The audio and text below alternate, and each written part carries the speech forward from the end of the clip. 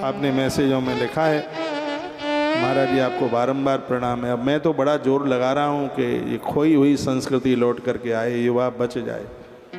और ये सिर्फ पुरुष के ही लिए नहीं है, ये बेटियों के लिए भी। कल ही मैंने निवेदन किया है, जो बेटी अपना कन्या धर्म लेकर के, सुरक्षित कन्या धर्म लेकर पति की देहली पर पहुंचती है, संपूर्ण 33 करोड़ देवता उसके चरण का चरण उदक लेने के लिए पधारते हैं। वो भी इसी ग्रंथ में लिखा है। जो कन्या अपने कन्या धर्म को सुरक्षित बचाती हुई पति के घर पहुंचती है, संपूर्ण देवता उस बेटी का चरणोदक लेने के लिए उस देहली पर चल करके आते हैं। उसके लिए इससे बड़ा कोई धर्म ही नहीं जिसका कन्या धर्म सुरक्षित रहा। पति की देहली पर इस धर्म को सुरक्षित लेकर के पहुंची है, देवता लोग उसके चरण स्पर्श करने के लिए, चरण धोने के लिए पधारते।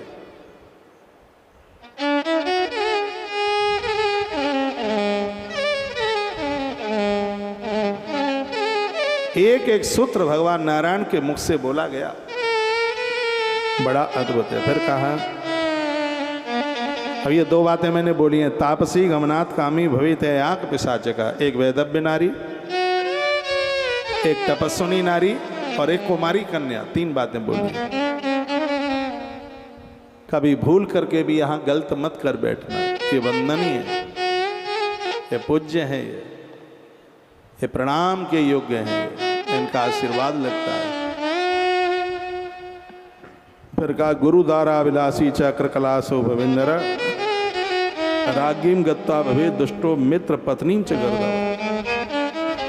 मित्र की पत्नी के साथ कुकर्म करने वाले लोग गधर्वी स्त्री, गधर्वी और पुरुष, गधर्व गर्धव। दूसरे शब्दों में क्या कहते हैं, डोंकी, DONKEY, डोंकी, गधा, ये बने। गुरु की स्त्री के साथ काम भोग करने वाले लोग गिरगिट बनते हैं, विष खोपड़ा एक जीव होता है, वो बनते हैं। राजा की पत्नी रानी और मित्र की पत्नी के साथ को कर्म करने वाले लोग खर और खरी बनते हैं। मैंने तो बहुत बार कहा है कि दोस्ती कितनी भी हो, घर में मित्र ना हो तो सूने घर में जाना नहीं। सहेली कितनी भी नजदीक क्यों ना हो, खासम खास हो, यदि वो पियर गई है, कहीं अलग गई है, तो उस घर में बिल्कुल जाने की जरूरत नहीं है। भले ही उस घर के बेटे अपने बेटों से खास हो, भले ही उस सहेली के पति का कितना भी आदर हो, ऐसे घर में कभी जाना नहीं है, रात भर वहां रुकना नहीं है उस घर में, बिल्कुल जाने की। ये तो आज्ञा ग्रंथ देता है और हम जीवन वही जिए। शास्त्री एक डिग्री होती है संस्कृत में, जो शास्त्र की विधि से जीवन जी रहे हैं उसे ही शास्त्री कहते हैं।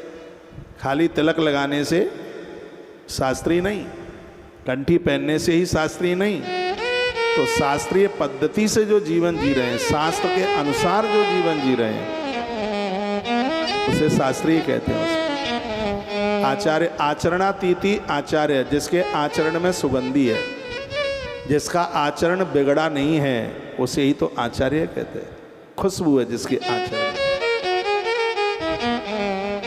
उसे आचार्य कहते हैं।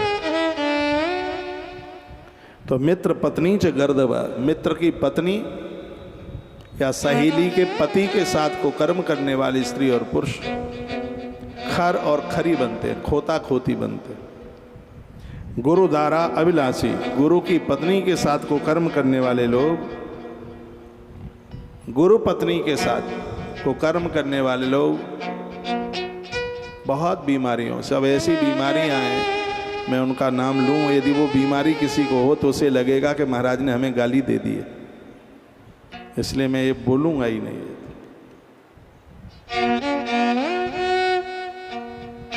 मृत्यु एकादशाहम तु भुञ्जान स्वा विजायते लभे देवलपो विप्रो योन कुक्कट संगिका। मृतका शौच वाले के घर में, जिसके घर में सूतक लगाए उसके घर का अन्न मत खाना। और एक बड़ी सुंदर बात कही है, जब तक घर में सूतक है, मरना सोन या जनना सोच, और घर पर कोई आता है जबरदस्ती से उसको मत खिलाओ, ना पिलाओ, आपको कोई दोष नहीं लगेगा। आपने जबरदस्ती से उसे खिलाया पिलाया तो तुम्हारे भी पुण्य क्षीण हो जाएंगे और उसके भी हो जाएंगे। इसलिए भगवान नारायण कहते हैं कि मृत एकादशम तो भुंजान स्वा विजायते लभे देवलको विप्रो योनिम कुक्कट संगिका। मृतक सोच वाले के घर में एकादशा तक भोजन करने वाला कोई भी व्यक्ति, उसको स्वान का जन्म मिलता है, कुतरा बनता है। ऐसी सिर्फ एक बेटी है जो ससुराल से आती है पियर में, उसे सूतक पातक नहीं लगता। ये तो जितने भी उठने बैठने के लिए आए हैं, देखिए कुछ बातें, एक तो दरवाजे पर कोई चल करके आता है तो उसको लेने के लिए बाहर नहीं जाया जाता, और जब वो जाता है बैठ करके तब उसको छोड़ने के लिए भी नहीं जाया जाता। जो बैठने के लिए आया है, किसी के मृत्यु को समय पर कितना भी बड़ा आदमी क्यों ना हो, उसको ज़मीन में ही बिठाया जाता है, वो धरती में ही बैठता है। ऐसा नहीं उसके लिए कोई अलग से कोई बहुत बड़े उसके लिए सोफे डाले जाए, नहीं। ये तो हम जैसे लोग भी किसी के यहाँ बैठने के लिए जाएं तो हम जैसे लोगों को भी ज़मीन पर ही बैठना चाहिए, और ऐसे समय पर चरण भी नहीं छुए जाते, जैसे हाथ जोड़े जाते हैं। ऐसे मृतका सोच में यदि कोई आया है तो हाथ जोड़ा जाता है, उन्हें वंदन किया जाता है, उन्हें प्रणाम किया जाता है। समझ रहे हैं ठीक से? उन्हें विदा करने के लिए नहीं जाया जाता, ना उन्हें बाहर लेने के लिए जाया जाता है, बस हाथ जोड़ करके उन्हें प्रणाम किया जाता है। वो भी जमीन में ही बैठते हैं। ये बिल्कुल नहीं आप उनको चाय पिलाएं कि आप बिस्किट खिलाएं, मना किया है ना भगवान ने। मेरी बात मत मानो, भगवान की मान लो। सूतक लगा हुआ है, मृतेश का दशाहम तू भुंजान श्वा, 11 दिन तक तो चलता ही है। नहीं तो 13 दिन का है ना त्रयोदशी।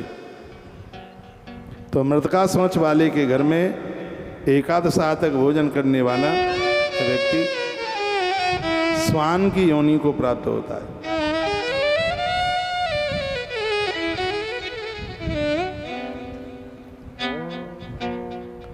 और त्रयोदशी से पहले जो ब्राह्मण भी सूतक पातक में ऐसे ही खाते रहते हैं, मैं तो कहता हूं कि हर ब्राह्मण त्रयोदशी में नहीं खाता, उसको जनेऊ बदलना पड़ता है, उसे गायत्री जपनी पड़ती है। जो भजन नहीं करते और ये बछिया का खाते पीते रहते हैं, ऐसे ब्राह्मण को मुर्गा बनना पड़ता है। भगवान नारायण ने कहा मुर्गे की योनि में जाता है वो। लिखा है ना, लभेद देव लको विप्रो योनिम कुक्कट संग काम। कुक्कट यानी मुर्गा। यदि वो जप नहीं करेगा, जनेऊ का ध्यान नहीं देगा, सब गड़क हो जाएगा। ब्राह्मण को जीवना चाहिए त्रयोदशी में, लेकिन उसके लिए भजन चाहिए, साधना चाहिए उसके लिए। उसको त्रयोदशी में जीवने को बोला। महापातक जान घोरान नरकान प्राप्य दारुणान कर्म क्षय प्रजायन्ते महापातक निश्वया। महापापी अपने द्वारा किए गए महापापों के फलस्वरूप घोर और दारुण नरकों को प्राप्त होता है। बहुत यातना उसको भोगनी पड़ती है। पापक कर्मों का क्षय हो जाने पर पुण्य इस धरती पर आके जन्म लेता है, जब उसके पाप सब समाप्त हो जाते हैं। ब्रह्म हत्या करने वाला यह जीव ऊंट बनता है। भैंस की योनि में जो ब्राह्मणों का धन खा के मरते हैं, शराब पीने वाले लोग भेड़िया बनते हैं, सियार बनते हैं।